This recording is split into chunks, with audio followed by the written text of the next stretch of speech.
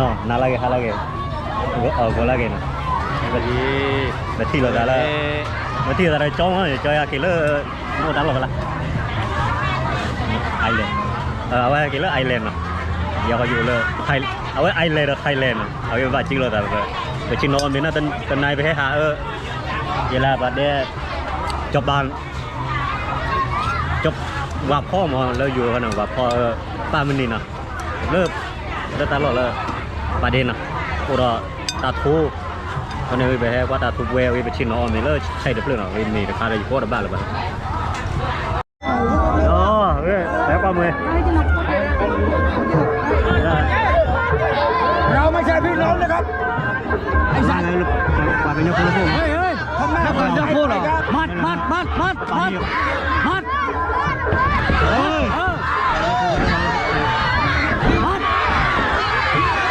เราอะ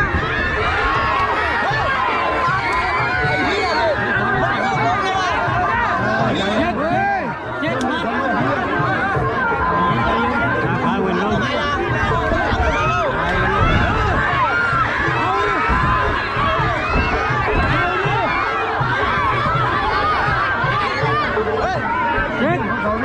เช็คใจเย็น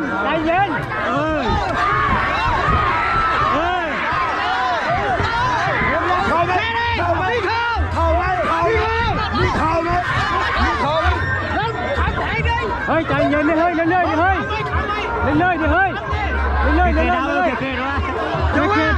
เค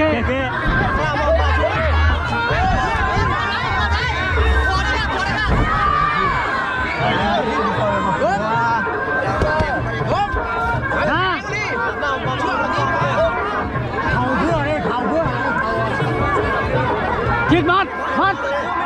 ทิดมัดเขาเพื่ออะไรเขาเพื่อมีประโยชน์นะ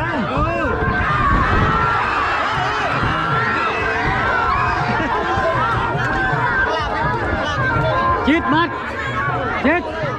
จะวักละจะเลือกอะไรกันพ่อจะวักละเหรอย่าเลย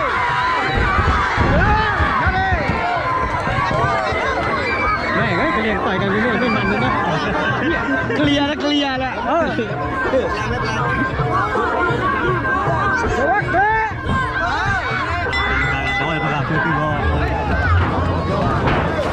ดีแล้วเดี๋ยวเราพันมาแล้วตัดพวกวัวก็เลยในกว่าเลยตาผมก่อนในกว่าเลยตาช่วยแบบไม่คิดดีมาได้แต่ก็ใจเราเลย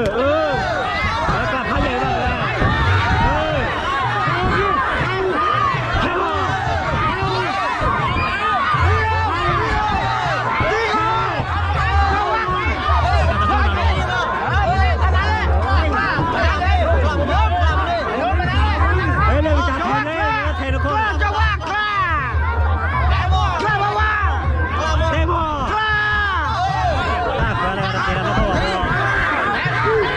เ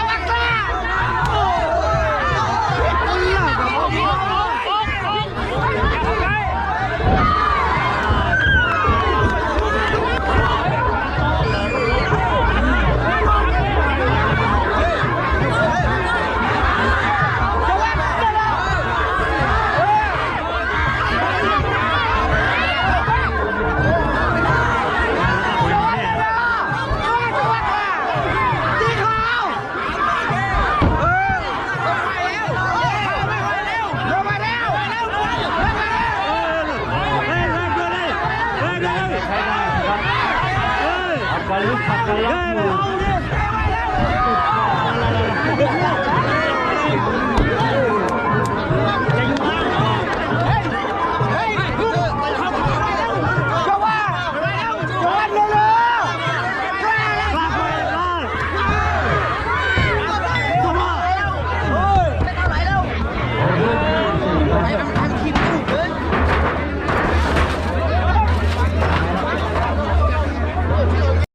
เล่นเดินกลับไปดิ กล้าจะว่าคล้าถอยเบาๆถอยเจอถอยกล้าว่าจะว่าอย่าไปชัน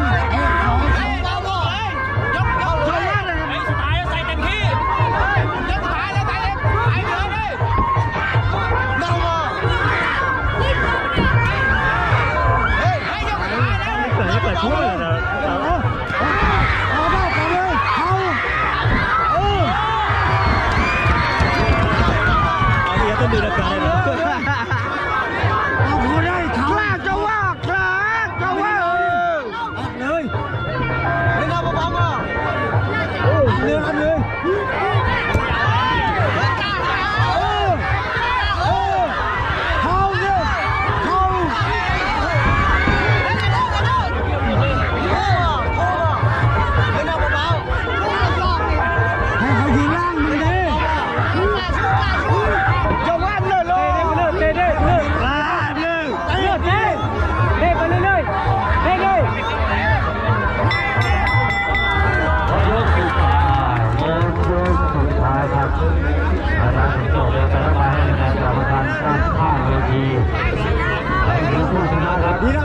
ดีแล้ว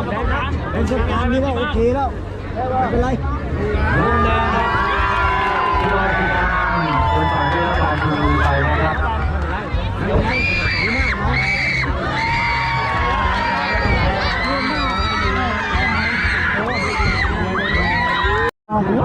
จะโดนอะไรvideoมาจะโดนอะไรเราจะคว้าได้เช่นนั้นหรือว่าดูเชิงมวยด้วยถ้าใจไม่ได้ก็ทีแล้วจะต้องรู้ว่าถ้ามีโอกาสเขาได้เขาเลยใช่บอลลูนขาวแดงกับน้องเพชรดำลูกขาวแดงมุมน้ำเงินนะครับต่อจากคู่นี้เก็บไว้เลยคู่ที่6คู่ที่7ก็ยอดวันนี้2นะครับชายน้อยสอนลูกชายเป็นคู่ที่7คู่ที่8ทีน้อยที่วันนี้เราไปเจ็บกันดีกว่าคู่ที่9โจ้ด้วยสนใจครับเอซิน วันโยได้วันโยกันแล้วนะ แล้วจากนั้นคู่ที่10เรามาดูด้วยกันรายการเลยครับขาวแดงสูงแก้วราคาดีมุมแดงวันนี้เจอกับคุณพาดุของไทยท็อปปี้มวยไทยมุมน้ำเงินนะครับคู่ที่17ก็ตามลำดับไปเลยครับวันเฉลิมปอรัศมีมุมแดงกับวายจิตดามันมุมน้ำเงินแล้วต่อจากนั้นเนี่ยจะมีสองคู่สีขาวกับเสมาเพชรสอนพระไทยเป็นคู่ที่12ตามนี้เลยนะครับสวยๆครับ ดูเชิงมวยด้วยยกแรกจะเพิ่งลุย ของอะไรทองมุมแดงกับเพชรราชชัย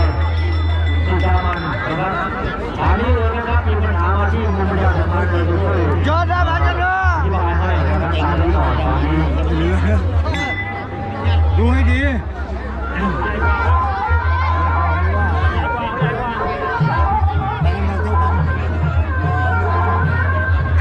วันนี้มีเดิมพัน1,000 บาทนะครับ เฮ้ยเดินเลยโยโย เดี๋ยวถอยอย่าเพิ่งยกแรกอย่าเพิ่งยกแรกอย่า กิน เพิ่ง น่าจะเก็บเดิมพันไว้แล้วนะครับคู่นี้เรียบร้อยแล้วก็ยังกินตัวขาดด้วยครับ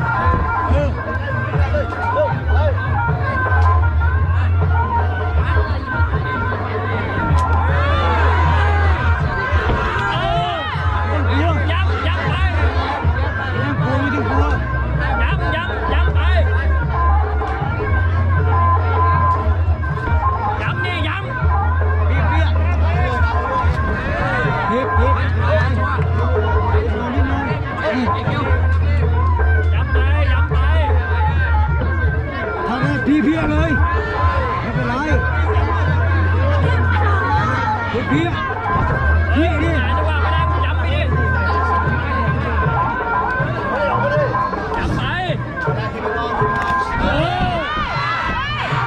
พี้ย จำไว้ดีจำดิจำขวามือขวามือย้ำไปเลยย้ำหมัดนี่ย้ำย้ำหมัดไปเลย ย้ำไปย้ำอีก ย้ำถอยยังจังหวะเอาเลยย้ำไป ไม่เป็นไรถอยมาอยู่เลยถอยเข้าเลยนั่งเลย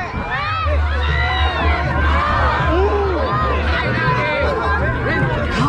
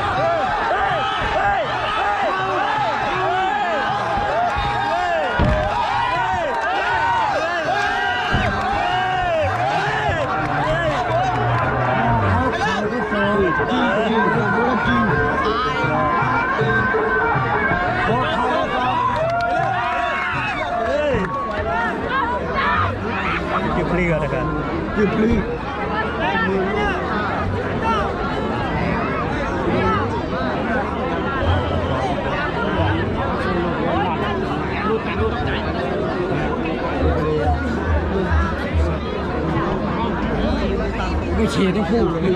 ไม่รู้อ่ะผมบอกแล้วก็ปากกระโยนเลยดูว่าโอเค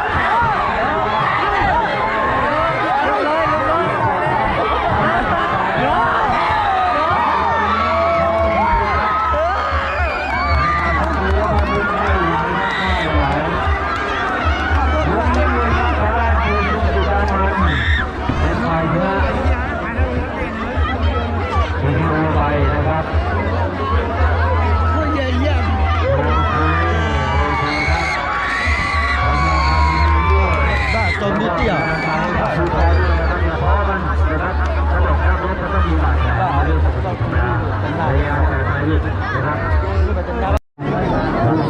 ตามเลยแล้วมือทักทายมาเงินโอเคทางด้านนู้นอีกนิดนึงพาแบบนี้ทุกท่านเลย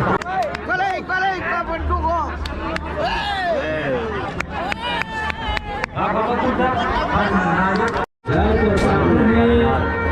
เราก็จะเป็นผู้ถือว่าเป็นผู้วันนี้พบกับวายที่จะมาเล่น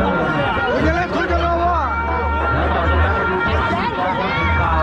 จากเสนาเพชรสองพิทักษ์ชัยตามติดด้วยเสกสรรสองมาลัยทองกับเพชรชาติพายสิงห์ดำมาแบบนี้เลยนะครับ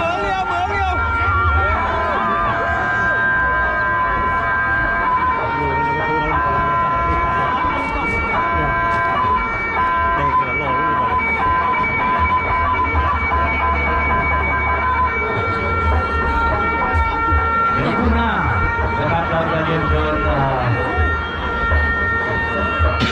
โค้ชของสนามมวย88หัวหินจะให้เกียรติขึ้นมอบรางวัลให้กับผู้หน้าเตรียมตัวไว้เลยนะครับคุณหญิงจะได้เห็นกันว่าหัวใจของการมวยไทยที่พวกเราเนี่ยจะนำท่านประธานแข่งขันที่เวทีแห่งนี้แน่นอนมีการหน้าตาเป็นอย่างไรนะครับเรารู้จักไว้แล้วที่การพร้อมเพียงกันเสริมชาติมีทุกคนนะครับท่านแพ้แล้วก็จะหาผู้ที่เหมาะสมมาต่อยกันใหม่ท่านชนะถ้าเยอะเจอผู้ที่เหมาะสมใหม่ยกที่หนึ่งของมวยคู่เอกนำรายการคืนนี้ฝ่ายแดงสุนัขอะคาเดมี่น้ำเงินบุญประภาบัดดี้มวยไทย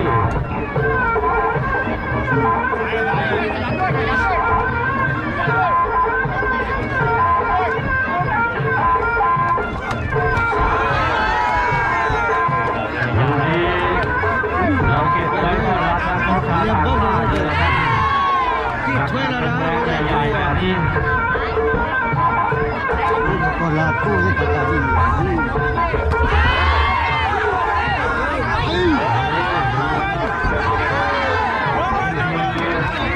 อะไรเลยครับมวยรุ่นที่ของเราประจำ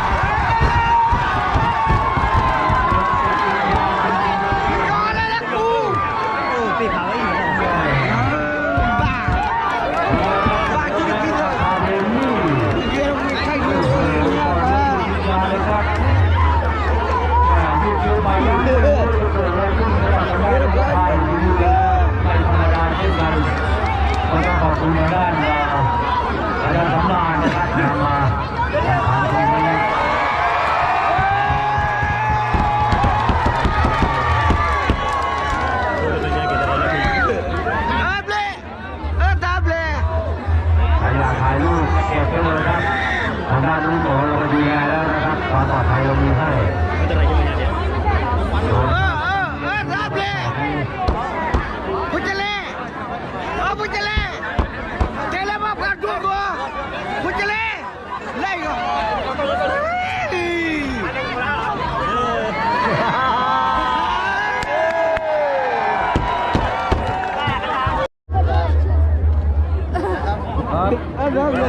อ้าวยิงเนี่ย แรงใต้ดูมือเปลี่ยนจนโดนแล้ว แต่เอาคนเล่นป้อ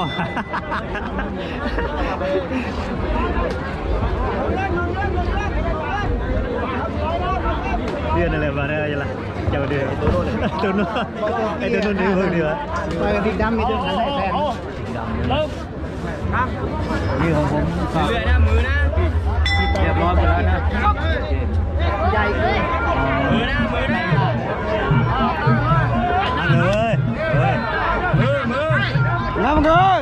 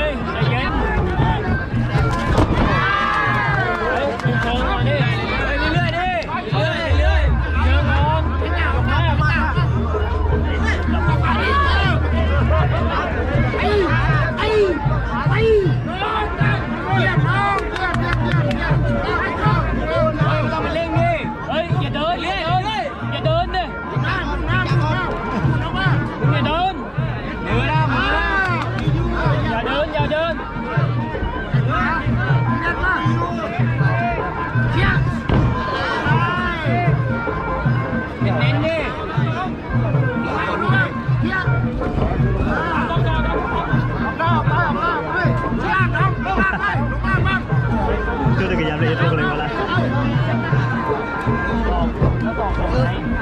แล้วป่ามากันหัวยกแรกพี่ นั่งเหงื่อ ป่ามากันยกแรก นั่นแหละ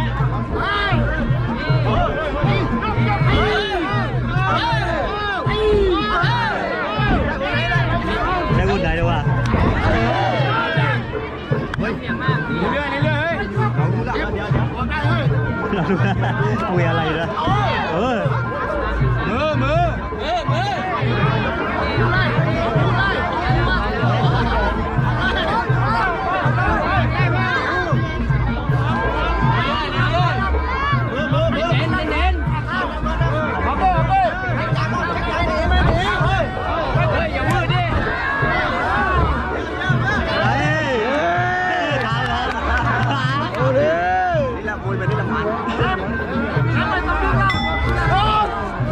โชคดีเลย เฮ้ยก็รถมากระดึ๊บดีกว่าด้วยแล้วไต่มากรรมการเลยวะ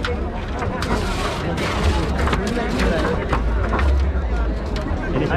ต่อหนุ่มรุ่นนี้ด้วยบอยคู่ก็ตัวหนุ่มรุ่นนี้ด้วยโดนที่สอง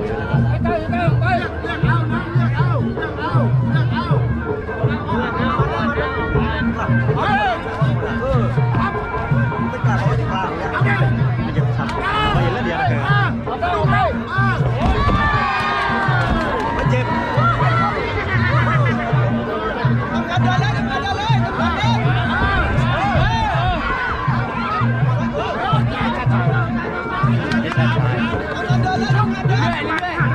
เรื่อย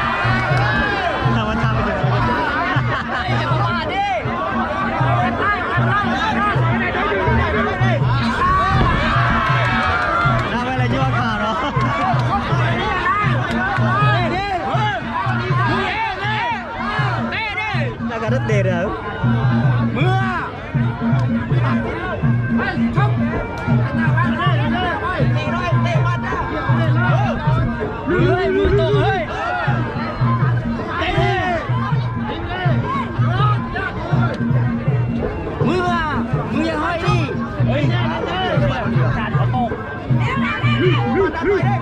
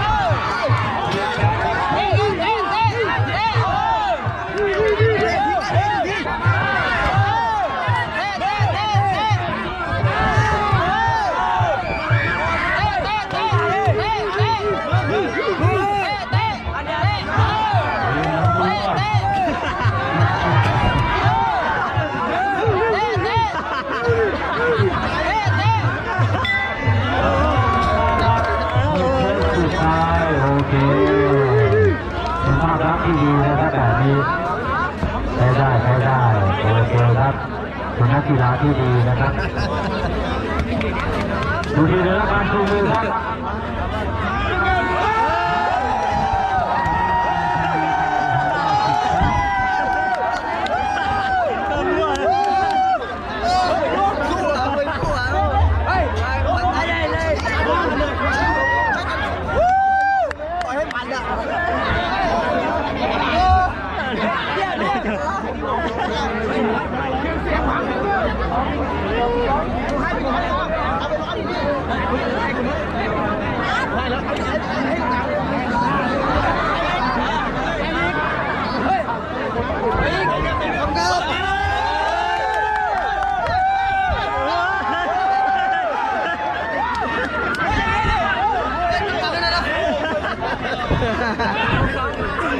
ก็ติดติดอ๋อรู้อ่ะชนะสู้อย่างนี้ก็โอเคอยู่สุดยอดสุดยอดสุดยอดขอชมเชยครับทุกคนทำหน้าที่ได้ดีทีเดียวนะครับผู้ชายผู้ชายเราว่าแต่นี่จะเป็นนักคอยอยู่ป่ะ ท่านนายกของเรานะครับเดี๋ยวเราพิจารณาเกิดกิจกรรมสนุกแบบนี้ขึ้นมาทั้งที่มันหายไปนานแล้วขอบคุณไปถึงทีมงานของ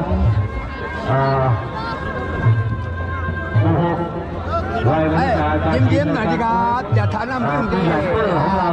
ให้หลายท่านมารับการช่วยกันได้ ทำหน้าใบเต็งหนึ่งได้ยังไง เพื่อจะทำงานจนมันเสร็จงานมาได้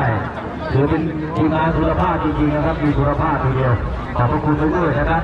เดี๋ยวเจอกันใหม่ท่านใหม่ทีก็น่าจะเป็นโอกาสหน้าถึงการเจอกันแน่นายกออสบอกไว้แล้วนะครับ วันนี้มีวันหน้าประสบการณ์ต่อไปข้างหน้าประสบการณ์ เอาประสบการณ์จัดไปเว้ยจะได้คุยอยู่ ผู้การจับตาเลิกมารับผ้าเหลืองเลยลูกยกหนึ่งชกยกที่หนึ่งครับ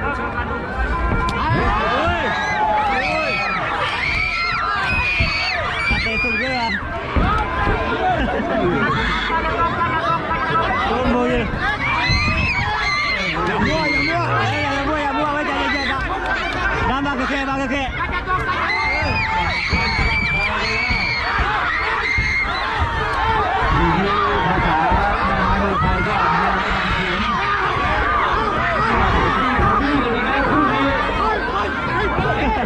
โอ้ย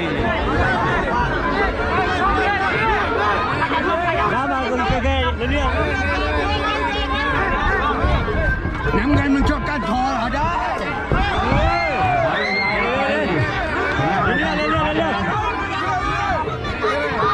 เคยได้เล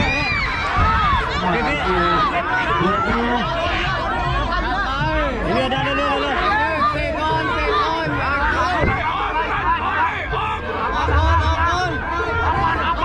โอ้ได้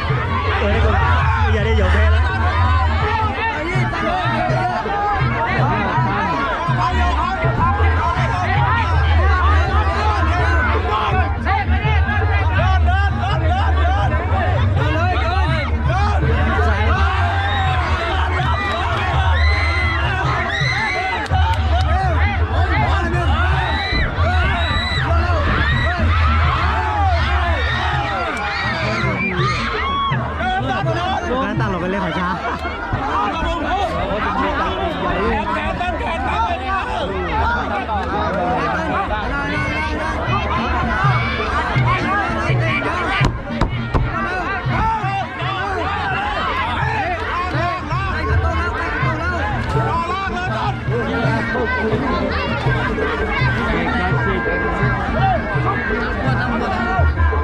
อดที่สามเดมาคนดู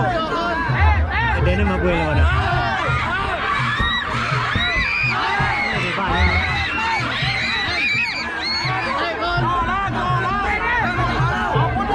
เดี๋ยวพอดีได้แล้วเดี๋ยวพอหรอ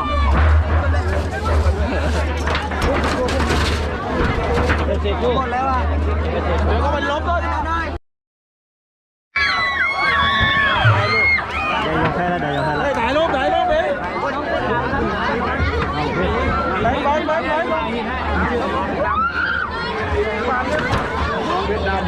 เราไปดำ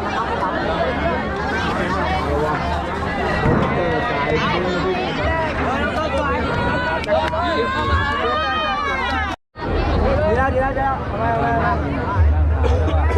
ดีเฉยๆ